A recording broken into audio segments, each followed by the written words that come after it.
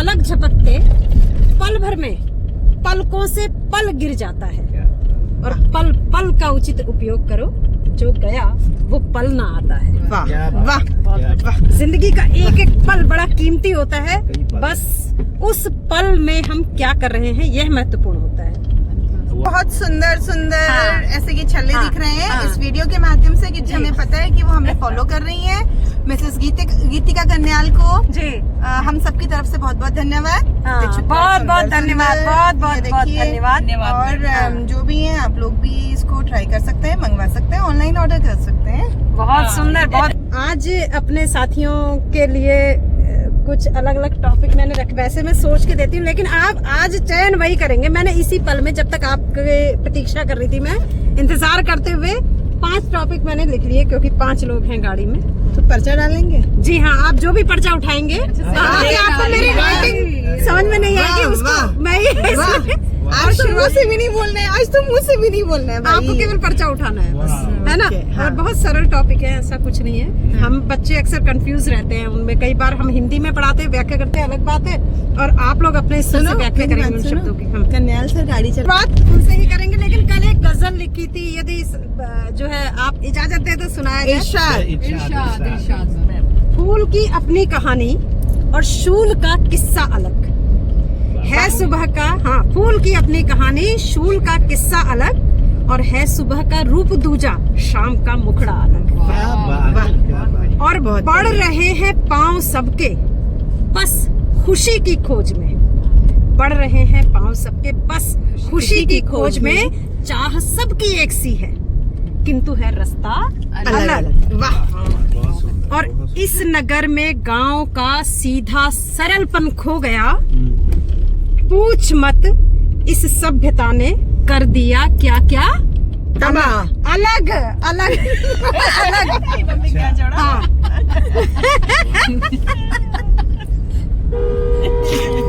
जैसे तबाही लाती है। खैर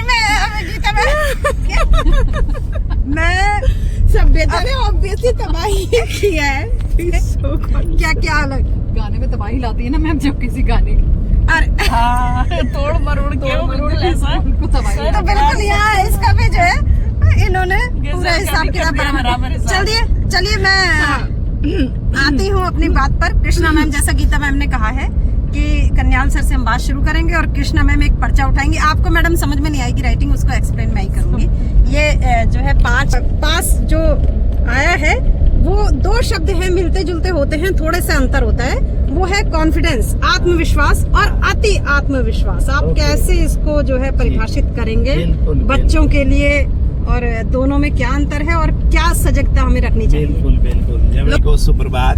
जैसा कि मैम ने आज थोड़ा इनोवेटिव वर्क किया है, खुद मुंह से टॉपिक न देके पर्ची बनाए और कहा कि हर कोई 5 लोग अपनी पर्ची उठाएं और जो टॉपिक निकलेगा उस पर बात करेंगे। जी।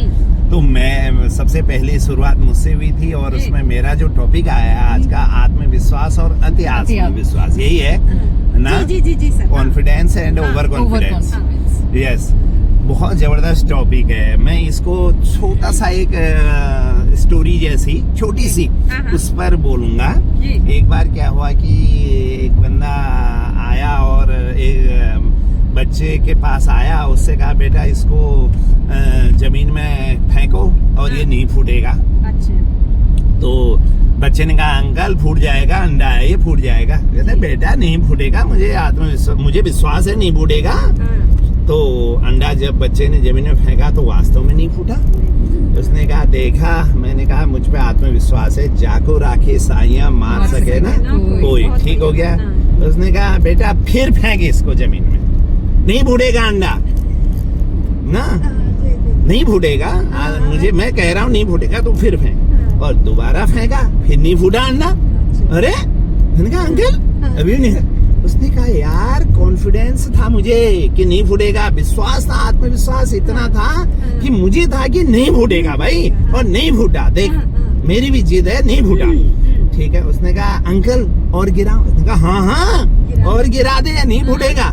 जब तीसरी बार गिराया तो अंडा फूट गया। उसने कहा ये कैसे फूट गया? तो कहता अंकल अब आत्मविश्वास नहीं, अब आपको अति आत्मविश्वास हो गया। बार बार ऐसा हो जाएगा, ऐसा संभव नहीं है। ओवर कॉन्फिडेंस हो गया अब आपको ना। तो कहने का अर्थ ये है कि आत्मविश्वास जब तक है तब तक बेस्ट है। जी अगर कोई चीज हम सोच रहे हैं कि आज हम एक्सीडेंट से बच गए या आज हम जबरदस्ती फास्ट ड्राइविंग कर रहे हैं और हम बच गए, ये आत्मविश्वास है। लेकिन बार बार फास्ट ड्राइविंग करना या बार बार उसी चीज को अपनाना, वो ओवर कॉन्फिडेंस है और वो हमेशा ले डूबता है। लापरवाही की ओर ले जाता है हमेशा में होता है सर, वो ड्राइविंग ही नहीं है तो एक उदाहरण है, वो अंडा तो एक उदाहरण है। ये जीवन के हर क्षेत्र में होता है।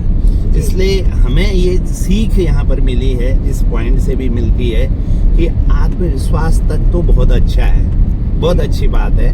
आत्मविश्वास है और हो सकता है जाको राखिए, ऊपर वाले ने उसमें आपको बचा दिया, हो सकता है, लेकिन जरूरी नहीं है कि वो बार बार आपको हेल्प करेगा। इतना अति आत्मविश्वास, ओवर कॉन्फिडेंस हम पे न रहे। Thank you ma'am. कितना जो है Thank you. सटीक और मतलब किस्से के माध्यम से, कहानी के माध्यम से आपने समझाया। बच्चे भी इसको बखूबी समझ गए होंगे, ये हर क्षेत्र में होता है। सर इस अति आत्मविश्वास ने मेरे भी गड़बड़ किया था एक बार ग्रेजुएशन में, जब मैं थी पॉलिटिकल साइंस में। मुझे लगा कि मैंने तैयारी कर रखी थी, मुझे सब आता है, और पेपर आया तो खुशी के मारे मन में लहर कि कहाँ से शुरू करूँ। और मतलब उस उत्साह के चलते मैंने प्रश्नों को ढंग से पढ़ा नहीं, एक प्रश्न गलत करके आ गई, पूछा कुछ था और लिख के कुछ आ गई, कल आके रोई भी बहुत। बिल्कुल, ये बच्चों में ये बहुत कई बार होता है, सही बात है। बच्चे जब आधा पढ़ के छोड़ दिया यार ये।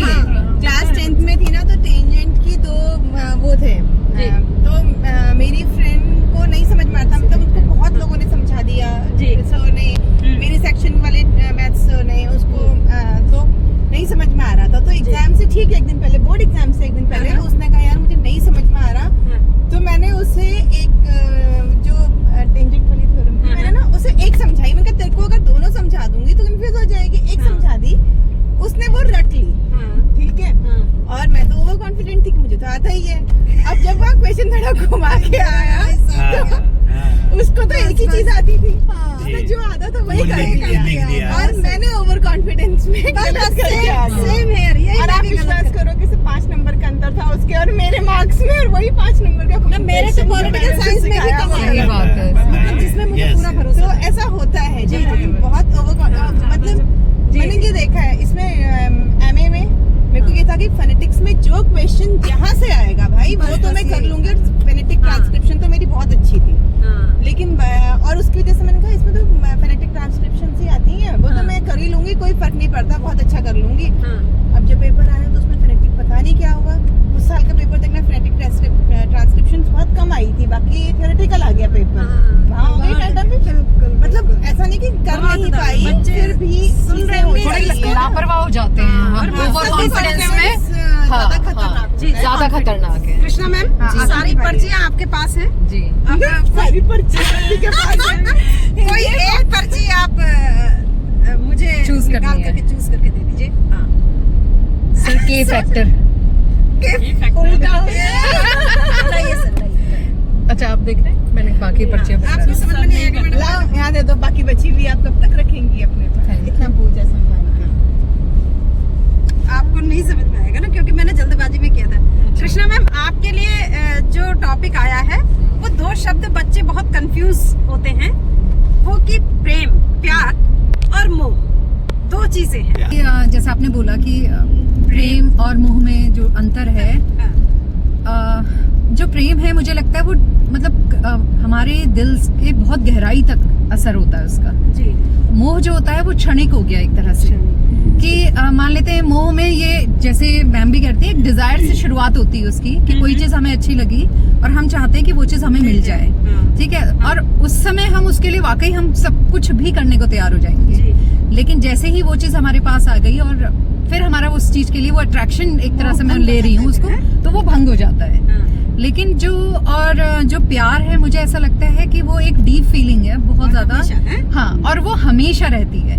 वो चीज आपके पास है तो भी आपको उसके लिए प्यार रहेगा, अगर वो चीज आपके पास नहीं है तो भी आपके मन में उसके लिए प्यार रहेगा, ठीक है। अगर हम किसी इंसान के लिए भी लेते हैं तो भी मैं ये समझती हूँ कि प्यार वाली जो फीलिंग है वो लाइफ में कैसी भी परिस्थितियां क्यों ना हो, वो कभी खत्म नहीं होंगी, वो साथ चलेंगी, वो आपको कहीं ना कहीं स्ट्रेंथ देती हैं, कहीं ना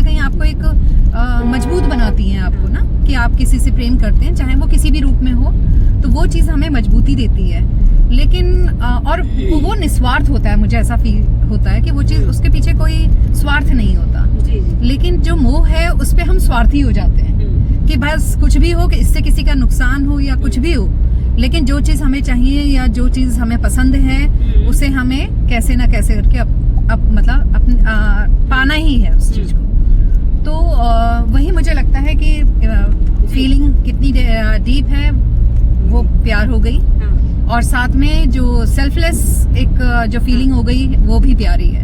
इसका ऑपोजिट बस वही मैं कहना चाहूंगी कि मोह जो है वो क्षणिक भी होता है, और एक पाने के बाद वो चीज वहीं खत्म हो जाती है। मतलब उसका फिर कोई वैल्यू भी नहीं रहेगी उस चीज की। अगर हमने किसी चीज के लिए अगर मोह है, तो वो मोह वो चीज हमारे पास आने के बाद भले हम उसे उठा के कहीं भी फेंक दें, जी। हमें उसकी कोई वो वैल्यू नहीं रहेगी। लेकिन जिस चीज से हमें प्यार होता है, हम उसको सामान के रूप में भी लें, तो अगर हमें किसी कपड़े से भी प्यार है, हम उसे, वो फट भी जाएगा ना तो भी हम उसे संभाल के रखते हैं। तो वो चीज है, इंसान पे भी यही चीज लागू होती है और सामानों पर भी यही चीज लागू होती है। तो बस मैं यही समझ में आया। बात से जी मुझे अशोक अंजुम जी का एक शेर याद आ गया। जी। आप लोग इजाजत दें। जी जी।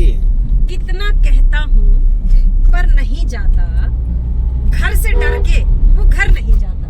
क्या और बात। वाह, प्यार के नाम पर दिखावा था, प्यार के नाम पर दिखावा था, ये नशा यूं उतर नहीं जाता। क्या बिल्कुल सही बात है। क्या बात है, क्या बात। तो चलिए अब देखेंगे कि गीता मैम के हिस्से में क्या टॉपिक आता है। पर्चियां उन्हीं के पास है, चैन उन्हीं के हाथ में है। जी मैम, आप पढ़ नहीं पाएंगे क्योंकि बहुत हड़बड़ाहट की राइटिंग है। चिंता और डर, चिंता और ये लो भाई डर। साहब अपनी पर्चियाँ। टॉपिक आ गया। हाँ, चिंता और डर, ये दोनों क्या हैं? मतलब हम लोग और- चिंता करते हैं ना, डरते हैं, और नहीं ये होते दोनों हैं जो आपके पास नहीं है, जो उस दोनों पर आपके बोलना पास है। नहीं है।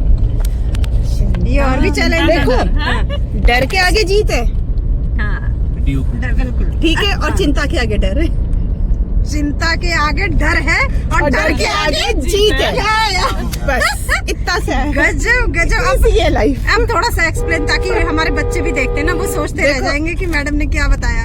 हमें चिंता होना, डरना भी लाजमी है, इंसान है तो हम डरेंगे, और डरेंगे, चिंता हाँ। भी, ठीक है, जी, चिंता जी। भी होती है। अच्छी बट चिंता के चक्कर से, चिंता तक सीमित रहना ठीक है, चिंता है, मैं काम को बहुत अच्छे से करूंगी, लेकिन अगर मैं डर जाऊंगी तो मैं काम कर ही नहीं सकती, हाँ, ये ठीक है। हाँ। तो जरूरी है कि देखो, मैं ये कहूँ कि नहीं भाई मैं तो चिंता करती नहीं है, मैं डरती नहीं, हर इंसान डरता है, और हर इंसान को बहुत सारी चीजों की चिंता होती है। जी। बट आप उस चिंता को कैसे, जब मेरा वो चिंता बहुत ज्यादा बढ़ जाती है, तो शायद मैं उसको कह सकती हूँ कि डर हो गया, हाँ, लेकिन चिंता जब बढ़ उस डर के आगे मुझे रुकना नहीं है, क्योंकि मुझे याद रखना है कि उससे डर के आगे ही जीत बहुत है। सुंदर व्याख्या कर दी आपने, बहुत बढ़िया, बहुत ही बढ़िया, और मतलब कम शब्दों में मजी हुई व्याख्या गीता मैडम की, बहुत ही बढ़िया। और देखिए, वो कबीरदास जी ने भी कहा था कि चिंता पापी डाकिनी जो काट कलेजा खाए। तो चिंता व्यक्ति को अंदर ही अंदर मैम देखो, होगी तो जरूर, हम जी। कितना ही कोशिश करें ना कि मैं हाँ, चिंता नहीं करती हूँ, लेकिन हाँ। ऐसा हो ही नहीं सकता है। हाँ। बेसिक ह्यूमन टेंडेंसी है जी। डरना भी और चिंता करना भी। अगर डर खत्म हो जाए ना दुनिया से, तो जितने हमारे धर्म है ना, सबसे पहले तो यही खत्म हो जाएंगे। हाँ, बिल्कुल। हम भगवान को अगर मान रहे हैं, हम ईश्वर को, अल्लाह को, वाहेगुरु को, गॉड को, किसी को मान रहे हैं, तो डर से ही तो मान रहे हैं। तो लेकिन आप ये नहीं कह रही हूँ कि डर होना ही नहीं चाहिए, क्योंकि बहुत सारी चीजें हम डर से ही कर रहे हैं, हम बहुत सारी चीजें समाज के डर से नहीं कर रहे जी। हैं। डर खत्म तो शायद बहुत सारी, मतलब ये मैं नहीं कह सकती कि this world will be a better place और नॉट, ठीक है, लेकिन डर होना भी चाहिए। बट डर करके मैं हर चीज से हिम्मत हार लूं, ऐसा भी नहीं होना चाहिए। फिर आपकी बात से फिर मुझे तुलसीदास जी की बात याद आ गई कि वो फरमाइए। कहते हैं, जो धर्म की बात, वो धार्यते इति धर्मः कहा गया है, ईश्वर को हम धारण करते हैं। वो एक बात कहते हैं मैडम कि तुलसी भरोसे राम के निर्भय होकर सोए, और अनहोनी होनी नहीं, होनी हो सो होए। तो यहाँ पर हम चिंता प्रभु को अर्पित कर सकते हैं। ये अगर हमें वो कलेजा खा रही है खा तो, रही है। है ना। हाँ, अब बात आ गई है विमला मैम पे, आपको चुनना है मैडम। चैन मेरा नहीं है, चैन आप ही का है। हाँ, इसको जरा सा गीता इसको मैम- पढ़ना है। हाँ, आपको समझ में आएगा नहीं क्योंकि इतना। हाँ, स्वाभिमान और अभिमान, दो शब्द हमारे पास हैं, स्वाभिमान और अभिमान। स्वाभिमान और अभिमान। हाँ। देखिए मैम, स्वाभिमान ये होता है हाँ। जैसे कि कोई हम जिस सोसाइटी में रह रहे हैं, समाज में रह रहे हैं, हमें जी। अपना स्वाभिमान मतलब आत्मसम्मान बनाए रखना है कि हाँ। कुछ ऐसा गलत नहीं करना है जी जिससे कि हमारे सम्मान पे ठेस पहुंचे, कोई हमें नाम रखे, 10 तरह की बातें हमारे लिए करे। जी। और अभिमान ये है कि किसी चीज को लेके प्राउड फील होना कि भाई हमें गर्व, सब कुछ आता है, गर्व है ना। अगला बंदा तो को तो कुछ भी नहीं है और हमें सब कुछ है ना। ये जो फीलिंग है हाँ। वो मैम अभिमान है। तो अभिमान कभी नहीं होना चाहिए।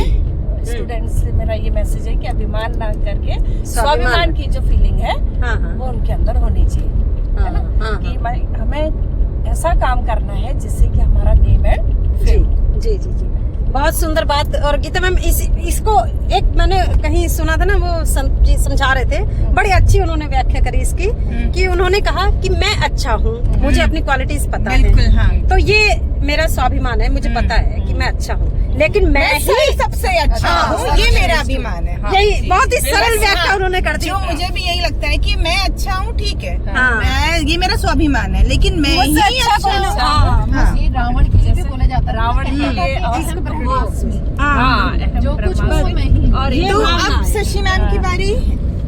अपना पिटारा, इन्होंने तो अंग्रेजी के 2 अक्षर लिखे हुए हैं, हमारे लिए तो हिंदी में लिखे थे, अपने लिए अंग्रेजी में। अभी पता नहीं जल्दबाजी में लिखा थिंकिंग और ओवर थिंकिंग। ओके, T&O लिखा था ना इन्होंने। तो वो क्योंकि देखिए मैंने शुरुआत में ही कहा कि पल पल का उचित उपयोग करो, और जब तक सर लोगों के ये आ रहे थे तब तक समय बहुत कम था, मैंने एक वहीं पे कागज अभी तो फाड़ा, गाड़ी में फटाफट बैठ के जो लिखा दिमाग में है। आया फटाफट लिख दिया। तो थिंकिंग, किसी भी विषय में सोचना और उसके बारे में अति सोचना कि क्या होगा, तो ये दोनों बहुत अलग अलग पहलू हैं। सोचने से हम प्लानिंग करते हैं, जिसको कन्याल सर बार बार कहते हैं कि हम अपने भविष्य को लेकर योजना बनाते हैं, सोचते हैं अपने भविष्य के बारे में, लेकिन वो इतना सोचना कि हमें कल्पना लोक में ले जाए या हमें चिंता का शिकार बना दे। सोचना बहुत अच्छी बात है। किसी भी विषय में जब आप प्लानिंग करेंगे तभी सक्सेस होते हैं। मैंने एक जो है गीत भी लिखा था कि कल्पनाओं से है काम चलता नहीं, और लक्ष्य हेतु कड़ी एक लगन चाहिए। कल्पना होनी चाहिए तभी हम भविष्य में, अगर मैंने सोचा है कि मैं टीचर बनूंगी, ये मेरी कल्पना है और उस पर मैंने काम किया, लेकिन उसके लिए मैंने अति कर दी, तो फिर वो चीजें हमारी जिसपे जैसे चिंता और डर की जो बात आ रही थी उसमें तब्दील कर दी। गीता मैडम पहले कुछ कह रही हैं, हम इनके ये देखो, आपको ये बहुत सुंदर हाँ। ऐसे ये छल्ले हाँ, दिख रहे हैं हाँ। इस वीडियो के माध्यम से, कि हमें पता है कि वो हमें फॉलो कर रही हैं। मिसेस गीतिका कन्याल को जी हम सबकी तरफ से बहुत बहुत धन्यवाद। हाँ, तो छुट्टा बहुत सुंदर बहुत धन्यवाद, सुंदर, बहुत ये बहुत देखिए। धन्यवाद। और जो भी हैं आप लोग भी इसको ट्राई कर सकते हैं, मंगवा सकते हैं, ऑनलाइन ऑर्डर कर सकते हैं। बहुत सुंदर, बहुत बढ़िया बात। और क्या कि यहाँ ये हाल हो रहा है कि केरिंग की लूट मची है, लूट सके तो लूट। वरना गाड़ी के उतरने का टाइम आ जाएगा और टाइम समझ आ गया आएगा छूट। सब ऐसा हो रहा है। अरे क्या बात है। सही मिला हाँ, तो देखिए सोचिए, चिंतन करिए, लेकिन उसको चिंता में तब्दील मत करिए। बिल्कुल। ये जिंदगी का फलसफा, दर्शन जो है, जो शब्द है ना, वो देखने से बनता है। किसी भी चीज का नजरिया क्या होता है, तो हर एक के अपने अपने नजरिए थे। आपने छोटे छोटे आज टॉपिक सुने, हम कभी बीच बीच में इस प्रकार की चर्चा कर लिया करेंगे। तो आप सारे बच्चे भी सुन रहे होंगे, इन चीजों को समझ गए होंगे, तो जिंदगी में जानने और सीखने का प्रयास करते रहें, और एक एक पल के साथ जिंदगी आगे बढ़ती रहे, और अच्छे तरीके से आगे बढ़े कि आप उन्नति करें, विकास करें, प्रसन्न रहें। इसी शुभकामना के साथ आप सभी को नमस्कार।